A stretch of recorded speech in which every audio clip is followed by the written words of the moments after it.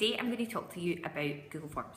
Now this is a video that I have done previously, but that more had to focus on how you embed that form in a VLE platform such as Moodle or Blackboard. So today I'm going to take a bit of a step back. So this video is probably better for someone who has never used Google Forms or kind of starting to figure it out. And we're going to take a look at the basics, how you get to Google Forms, how you set a form up, and maybe look at some of the privacy settings that you might want to consider. Now, Google Forms is a great platform if you want to gather answers from lots of people.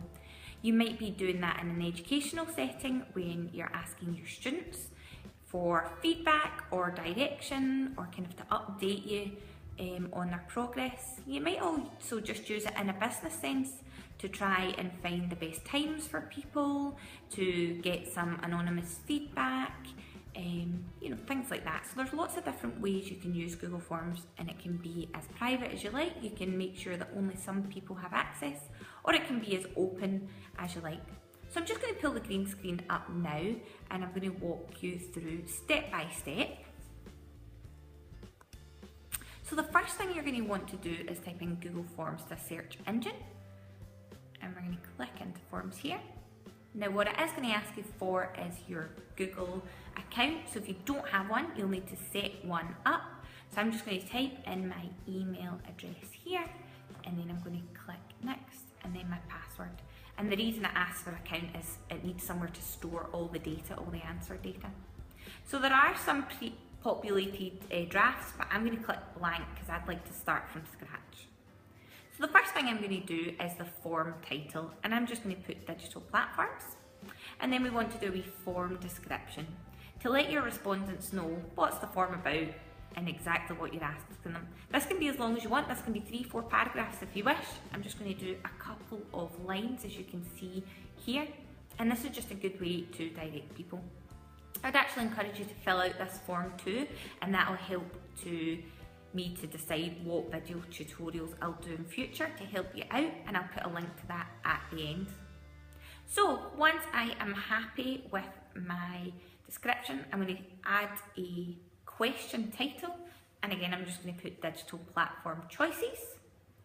Again, that can be as long as you want, and then I'm going to start adding options. So I just click on this option 1, and I'm going to change that to using TouchCast.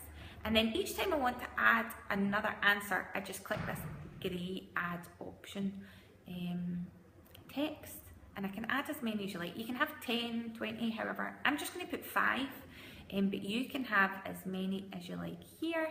So using TouchCast, using Twitter for Business, Google Suite, that may be Docs, Forms, Sheets. Number 4, I'm going to put uploading a video to YouTube. You might find that useful, you can let me know. And just continue adding options until you're happy. And I'm also going to add other option so that people have an open option to write whatever they like. Let me move over here. So this is all my answers here. I can make this a requirement if I like. For me it doesn't matter, but if you're collecting something like an email address, it might. You can change from multiple choice to single choice, whatever you like. Have an explore in there. And then these 3 wee dots will give you some extra things, but I wouldn't worry about that. So I've done my first question. If I use this plus button, I can add a second question. You can add as many as you like. I don't need a second question here, but I'll just show you the example. And then these other buttons here, I can add an image, so a description or an image, which I'm going to do. If you upload, you can just go into your pictures as normal on your desktop or laptop or phone, and I'm just going to choose a generic image, and you'll see that I'll upload pretty fast. And then here it is, it lands in my Google form. Now you can add a title if you want. Equally, you can leave that blank, it's not a requirement. And if I click these 6 wee dots here, I can drag this up above question 2. I can even drag it right up to the top, which sometimes is nice. It gives it a bit more of a visual element. So I'm kind of happy with all those things. So what I'm going to look at is the options up here. There's add-ons, don't worry about that. The colour palette you can change to anything you want, but I am going to just go for a simple grey. And then if I click on the I button, This shows me exactly what respondents would see. So the title, the description, the picture, everything else. I'm pretty happy. I'm going to go back to edit. You can change that if you like once you've seen it. I'm going to click the settings wheel now, and this gives me a few options. I can restrict to certain users if I want. I'm not going to restrict. I can limit to one response, but then your users must sign into Google. So it's probably best to leave that clear if you want different people to respond. You can collect email addresses if you want. I don't need to.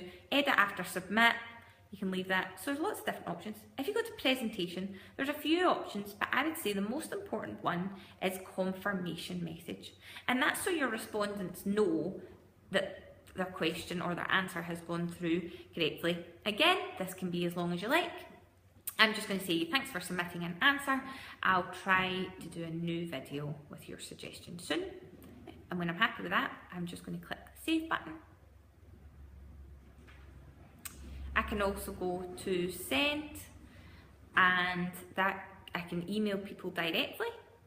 I can go to the link, so you might want to do that in an email, a wee short link. You can email that out to people in your organisation, or the embed code, but you might want to look at the other video for more on that. And then the 3 wee dots at the end, if you scroll down to preferences, again that gives you a few more options. So it's worth exploring these things and seeing what's best for you. So now if I go to responses, this is where all the answers will populate. If I go to these 3 dots, I'm going to click get email notification, that top option, so that every time someone responds, I get an email to say Bob has responded or Jane has responded.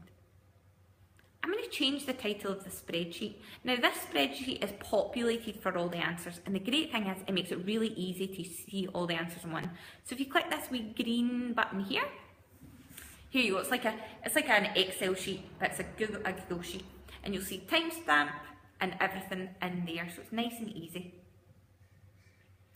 So when I'm happy with that, I would just send away. Now, if I go back into my forms, you'll see that it just sits in here all the time, so I can always access it when I go into Google Forms. I'm going to rename that so I know what it is, to digital platforms, and click OK. So anytime I want, I can click back into this. I can edit it if I want, but importantly, I can also see all my responses in one place on this Google Sheet, and it shows me timestamp, choices, everything. So that is it. That is how to use Google Forms. Nice and simple, nothing too complicated in there. I hope you find it helpful, and I hope you're on your way to your first Google form very soon.